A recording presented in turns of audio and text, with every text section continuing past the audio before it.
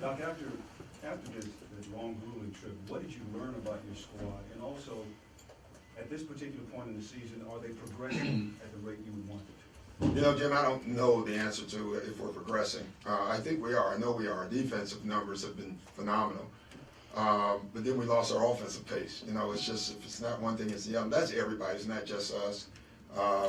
But you can see us improving. You can see it coming. You can see them. We don't do it all the time. You know, on offense, we don't play with pace all the time. We don't move the ball all the time. On defense, we don't pull in all the time. But we are recognizing when we don't do it faster now, and so the next step will be doing it all the time. And we are consistency away from being a special team, but we just aren't that yet. And I'm not that concerned. It'll come. I think everybody wants it to come, and that's the important part. You know, I don't know what I learned from that team. This was a hard trip. You know, you go on a 7-game road trip, which I don't think I've ever been on. That's hard. The fact that we won the last game was really impressive because mentally that's the hardest of all of them. Doc, what do you expect to see tonight in the matchup with CP3 and Tony? I could care less about the matchup between CP and Tony. I'm really looking at the two teams. So I just want CP to do what's right for the team, and I'm sure Tony's going to do what's right for his team. But I don't get into those individual things because if CP wins the matchup and we don't win the game, it means nothing to me. So I'm more concerned. It's the first time playing San Antonio. They're the gold standard.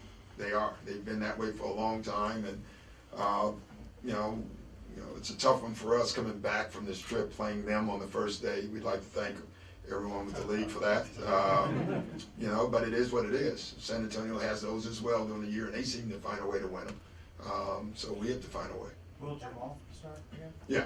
What did you like about that and how it worked? I liked our spacing, you know, I liked that, you know, it's funny, Chris had, 8 points, but they were easier than the two previous nights when you just felt like he was trying to do so much with the ball because he didn't have that other great creator ball handler with him on the floor.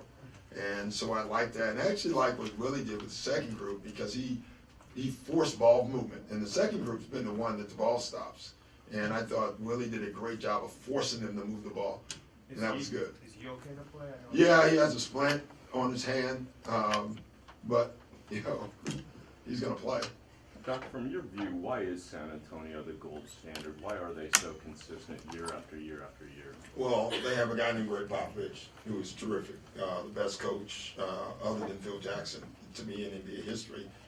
Red Auerbach, Phil Jackson, Greg Popovich.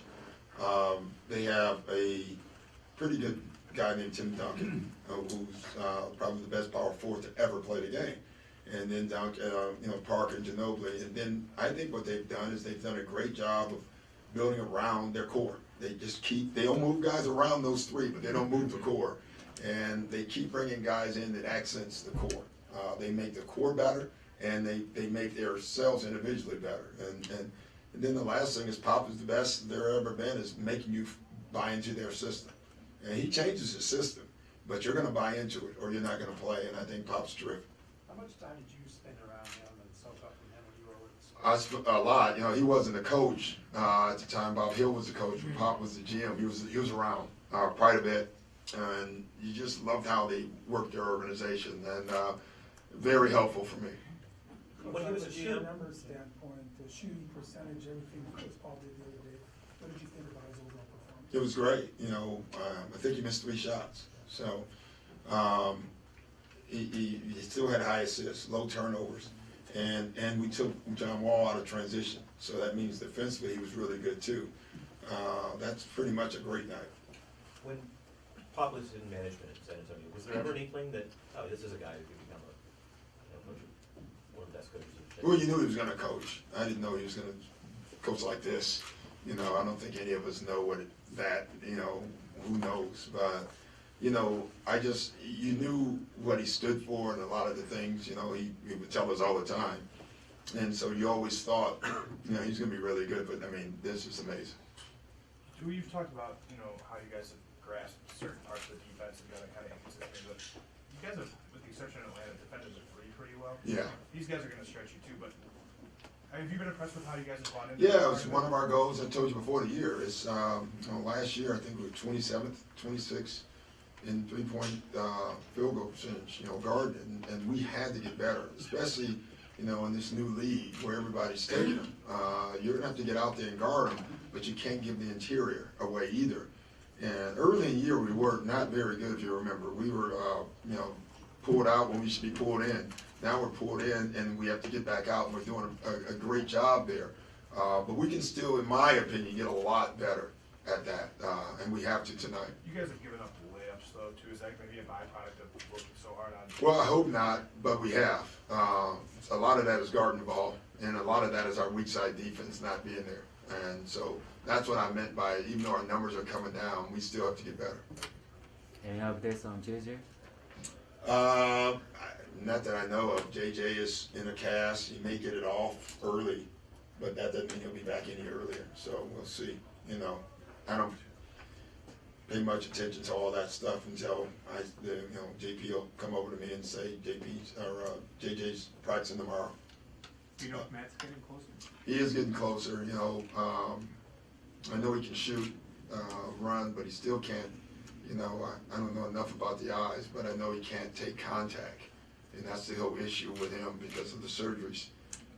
It's not that he can't move, it's just that he can't get hit. And that's the wrong sport.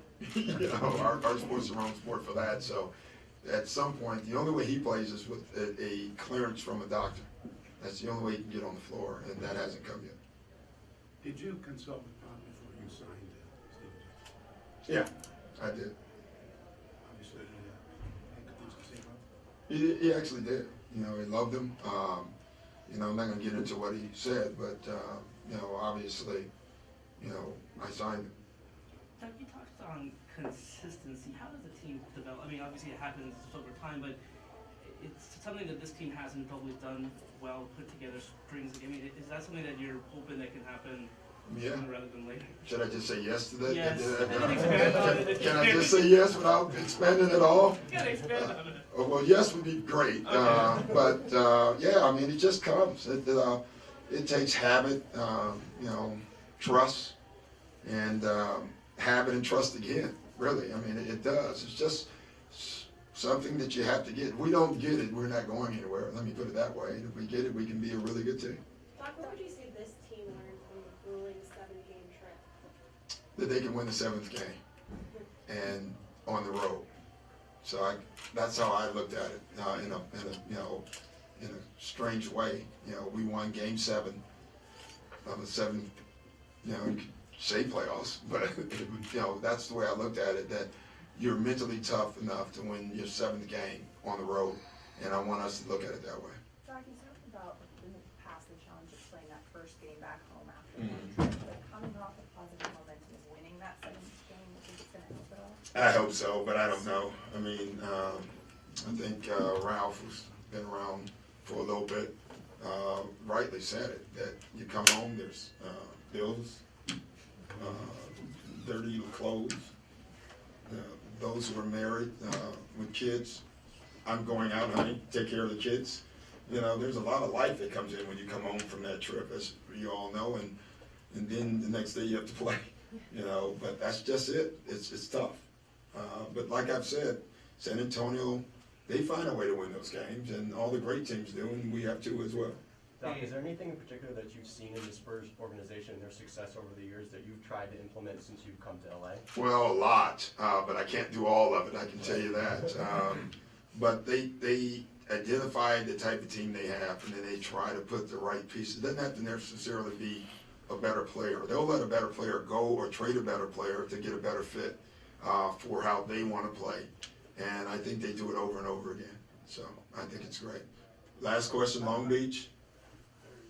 Mr. Rivers, are you satisfied with your team right now, or you feel like you're a piece away from winning the title? You can ask a tough question like that.